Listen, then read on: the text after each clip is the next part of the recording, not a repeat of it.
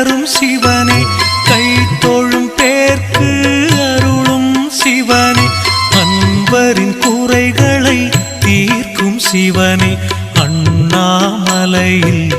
அருளும் சிவனே,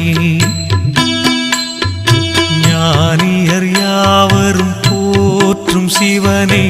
நல்வழி காட்டும் எங்களின் சிவனே, ஆணவ குணத்தை அழித்திடும் சிவனே, அண்ணாமலையில் அருளும் சிவனே.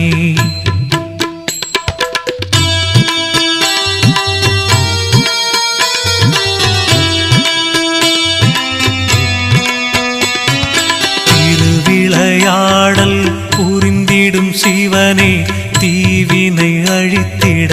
தோன்றும் சிவனே,